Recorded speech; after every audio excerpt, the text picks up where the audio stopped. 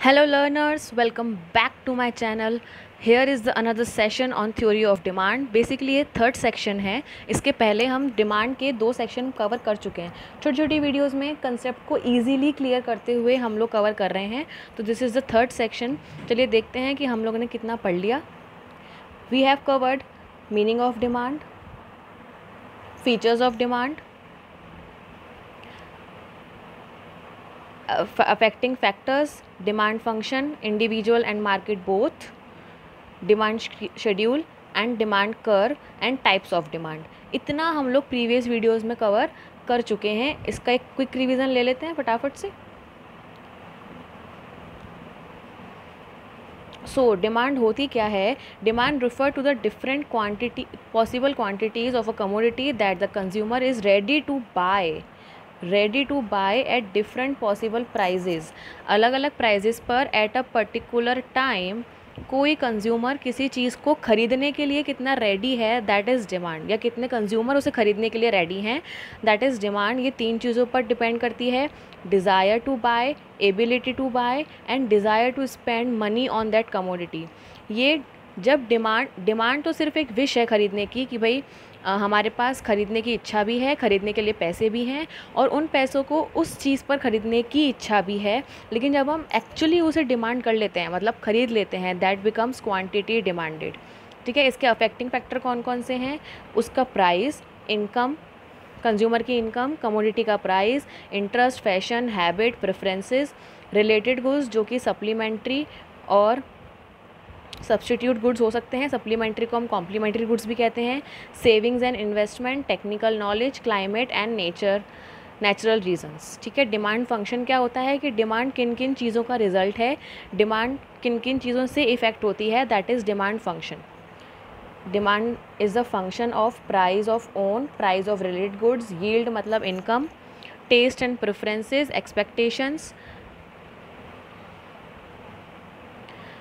Number of customers and distribution of income. इन सब से डिमांड इफेक्ट होती है and that makes demand function.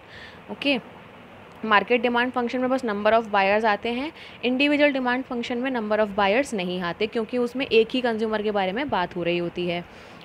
Demand schedule, जब हम प्राइस और क्वांटिटी डिमांडेड का रिलेशन एक टेबल के थ्रू देखते हैं, दैट इज़ डिमांड शेड्यूल.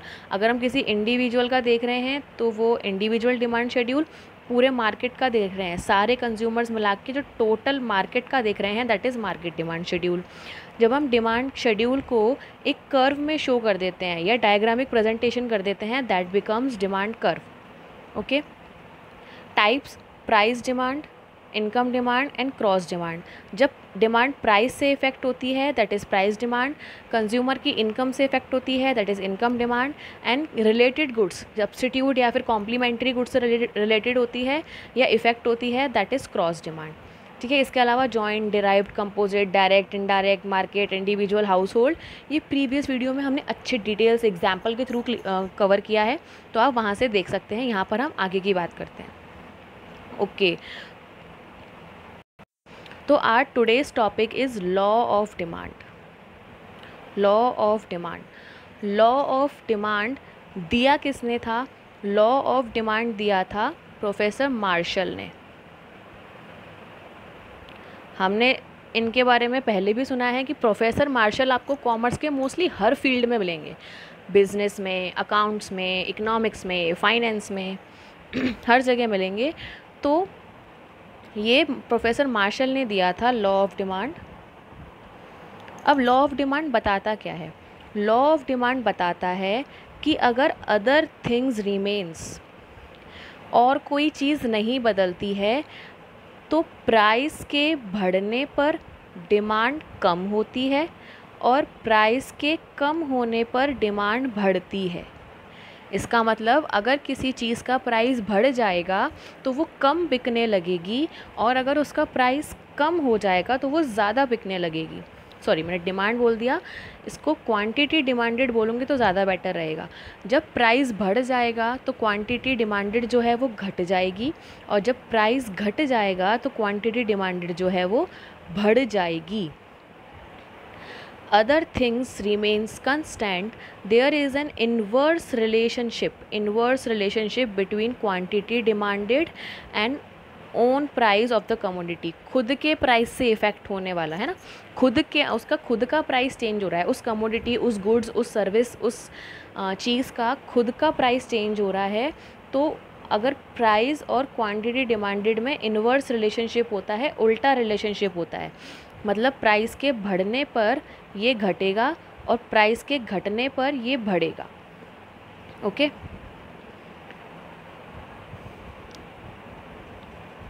इसकी कुछ अजम्पशंस हैं. अजम्पशंस क्या होती हैं? अजम्पशंस ये कुछ टेक्निकल टर्म्स हैं जो हम एक पूरी वीडियो इस टेक्निकल टर्म्स पे ही बनाई थी. अजम्पशंस क्या होती हैं? अजम्पशंस वो होती हैं कि जिनके होने पर ही ये लॉ फॉलो होगा.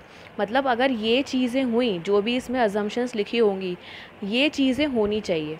अगर ये नहीं हुई तो ये लॉ काम नहीं करेगा. जैसे no change in income, taste, fashion, preferences, choices, nature, no change in government policy, no change in price of related goods, no change in value of money.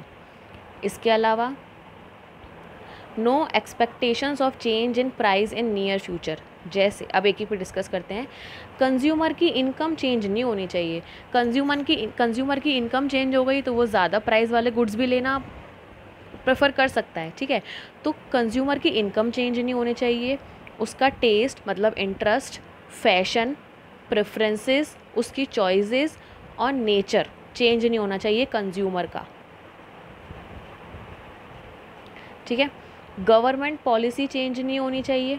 Government policy change होने का मतलब कि भाई government जो rules बनाती है वो change नहीं होने चाहिए. अगर उसने रूल बना दिए तो हो सकता है कि उसने कुछ चीज़ों का बिकना ही बंद कर दिया हो मार्केट में, तो या सस्ती चीज़ें कुछ हों जिनका बिकना ही बंद कर दिया हो गवर्नमेंट ने, तो फिर महंगी चीज़ें खरीदनी ही पड़ेंगी, है ना. तो क्वांटिटी डिमांडेड बढ़ जाएगी या सेम रहेगी.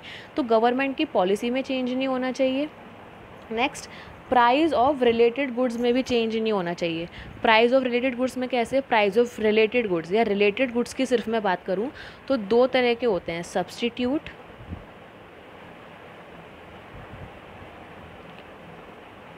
And complementary. कॉम्प्लीमेंट्री को हम सप्लीमेंट्री भी कहते हैं.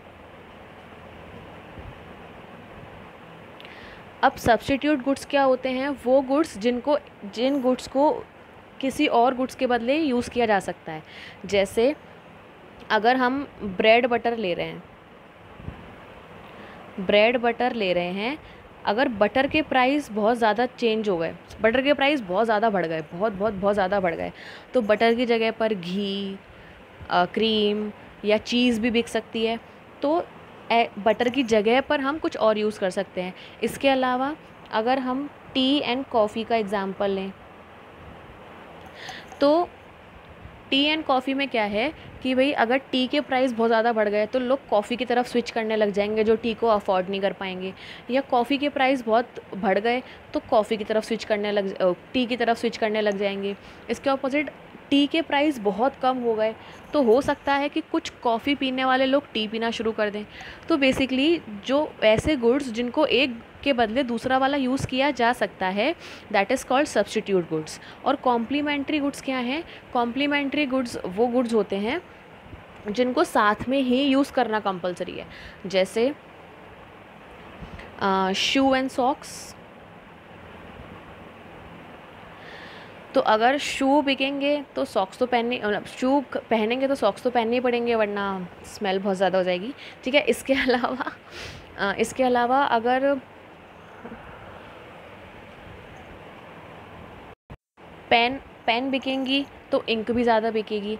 तो रिलेटेड गुड्स जो हैं वो दो तरीके के सकते हैं, सब्स्टिट्यूट गुड्स और कॉम्प्लीमेंट्री गुड्स. सब्स्टिट्यूट गुड्स जो उसकी जगह पर यूज़ किए जा सकते हैं, कॉम्प्लीमेंट्री गुड्स जो साथ में ही यूज़ किए जाते हैं. ठीक है. तो अगर रिलेटेड गुड्स के प्राइस में चेंज हो गया तो उसका खुद का प्राइस चेंज हो या ना हो, डिमांड चेंज हो सकती है. जैसे अगर टी के प्राइस में चेंज हो गया तो कॉफ़ी की डिमांड चेंज हो सकती है. भले ही कॉफ़ी का प्राइस चेंज ना हुआ हो, लेकिन कॉफ़ी की डिमांड चेंज हो सकती है. ठीक है. और अगर कार की डिमांड ज़्यादा हो गई, कार के प्राइजेस बहुत कम हो गए, ठीक है, तो कार बिकेंगी तो पेट्रोल भी बिकेगा, ठीक है। तो पेट्रोल के प्राइस में भले ही चेंज ना हो या डीजल के प्राइस में भले ही चेंज ना हो, लेकिन किसी और चीज़ के प्राइस चेंज होने की वजह से उसकी डिमांड पर इफ़ेक्ट पड़ा, तो फिर ये लॉ काम नहीं करेगा, है ना। And value of money change नहीं होनी चाहिए, ठीक। No expectation of change in price in near future. अभी आप लोगों ने न्यूज़ में शायद देखा हो कि गोल्ड की वैल्यू बहुत ज़्यादा गिर गई थी, 11,000 कम हो जाना, फिर थोड़ा सा और कम हो जाना, तो पीपल वर एक्सपेक्टिंग कि भाई और कम होगा और कम होगा तो हम तब खरीदेंगे।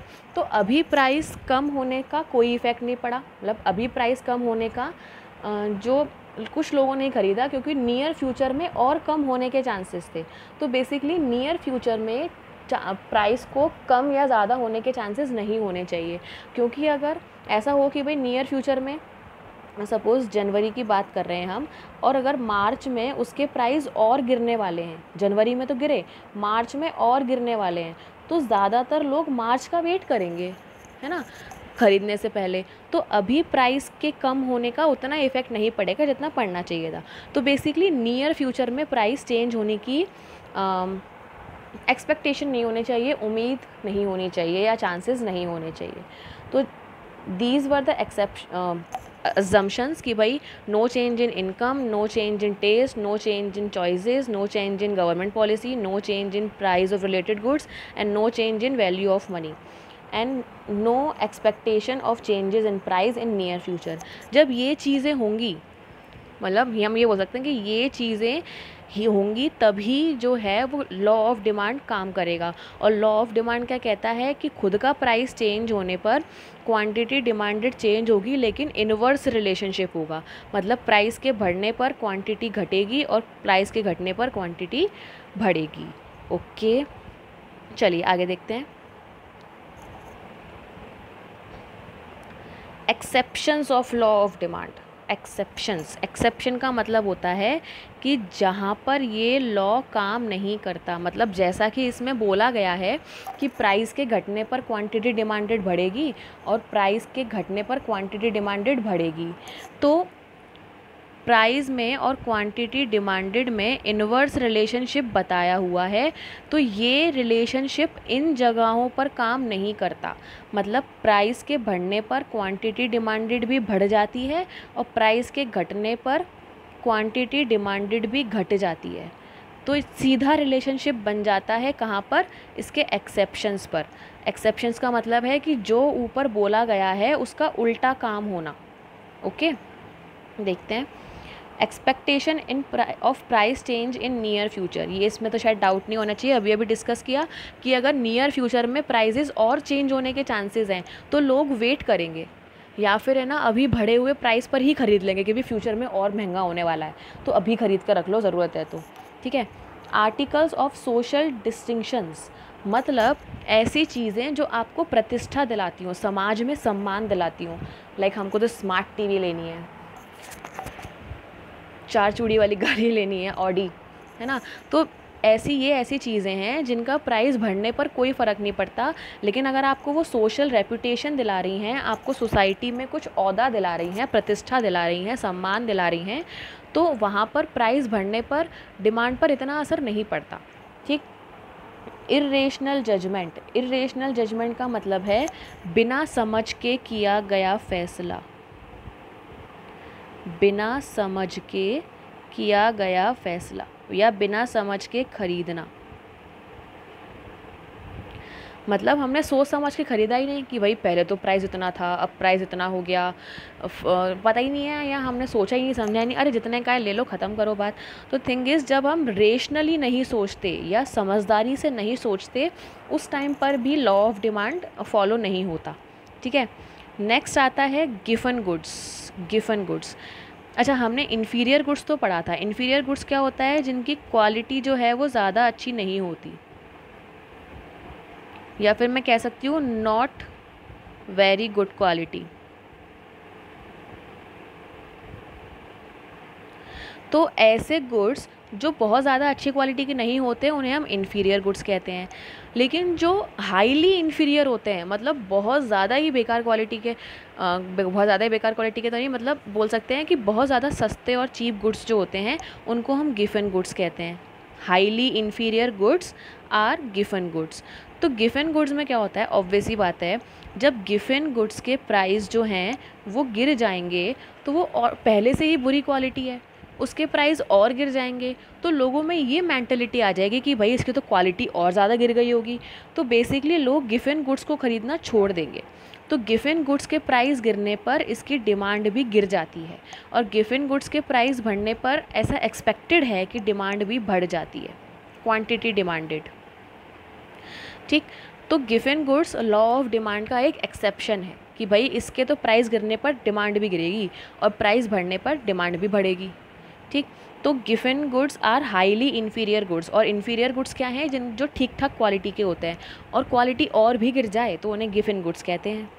ओके ओके, एमरजेंसी गुड्स, अब भाई जैसे अभी ऑक्सीजन सिलेंडर्स हो गए अभी कोरोना के टाइम पे, है ना, और मेडिसिन्स हो गई, तो ये एमरजेंसी गुड्स हैं, इसीलिए तो इनकी ब्लैक मार्केटिंग हो रही है, काला बाज़ारी क्यों हो रही है, क्योंकि भाई उन्हें पता है, जो बेचने वाले हैं, जो ऐसे लोग हैं जो इनकी काला बाज़ारी करते हैं, वो उन्हें पता है कि भाई लोग किसी भी कंडीशन में इसे ख़रीदेंगे, क्योंकि वो लोग सोचेंगे कि भाई किसी फैमिली मेम्बर को खोने से अच्छा है कि हम मनी खो दें, है ना, तो लोग खरीदेंगे। तो बेसिकली इमरजेंसी गुड्स में प्राइस बढ़ने का कोई फ़र्क नहीं पड़ता।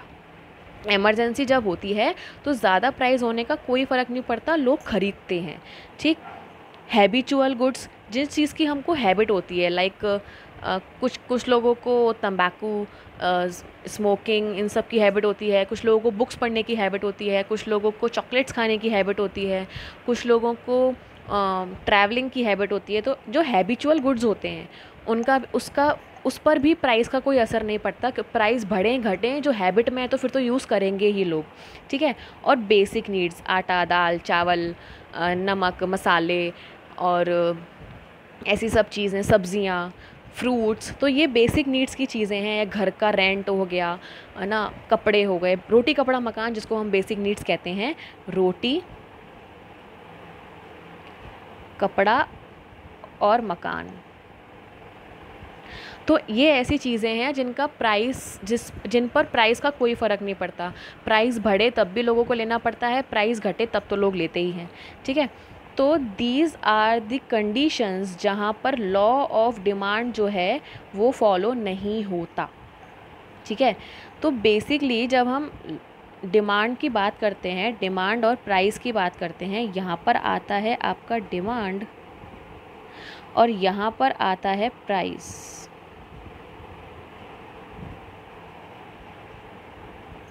किसी भी तरह से ले सकते हैं इसको, इस हम ऐसे भी ले सकते हैं, क्वांटिटी डिमांडेड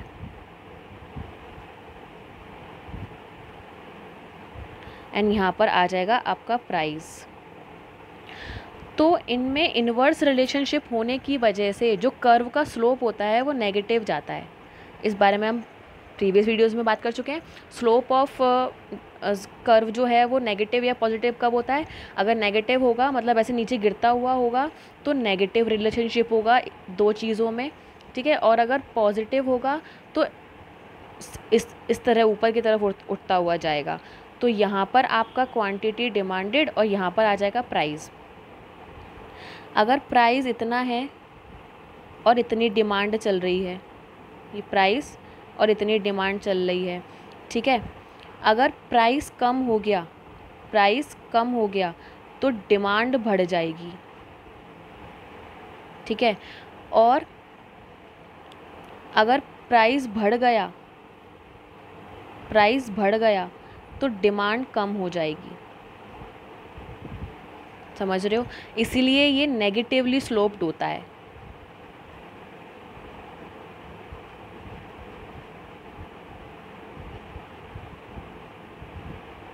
नेगेटिवली स्लोप्ड होता है क्योंकि प्राइस और क्वांटिटी डिमांडेड में इन्वर्स रिलेशनशिप होता है। लेकिन जहाँ पर इसकी एक्सेप्शंस आ जाएंगी, जहाँ पर डिमांड का लॉ जो है वो फॉलो नहीं होता, वहाँ पर जो कर्व है वो कुछ इस तरह से जाएगा। ये प्राइस ये क्वांटिटी, ठीक है। तो अगर प्राइस इतना है तो क्वांटिटी इतनी सेल हो रही है। सपोज़ ये गिफन गुड्स का है, जो हाईली इन्फीरियर गुड्स होते हैं या बैड क्वालिटी गुड्स होते हैं, अगर इनका प्राइस गिर गया तो क्वांटिटी भी कम हो जाएगी, या क्वांटिटी डिमांडेड भी, या इनकी डिमांड भी कम हो जाएगी। और प्राइस बढ़ गया तो डिमांड बढ़ जाएगी। तो हम ये कह सकते हैं कि लॉ ऑफ डिमांड में जो डिमांड का स्लोप है वो नेगेटिवली स्लोप्ड होता है, लेकिन जहाँ पर इसकी एक्सेप्शंस आ गई, जहाँ पर इसके अपवाद आ गए, वहाँ पर डिमांड का स्लोप जो है वो पॉजिटिवली स्लोप्ड होता है। Okay, clear. चलिए, आज हमने पढ़ा law of demand in detail. Hope आप लोगों को समझ में आया होगा। If you have any doubt, any suggestion, you can ask me on in comment box, and you can join our telegram channel for pdfs and further details. So have a nice day, take care guys, stay safe, stay healthy, bye bye.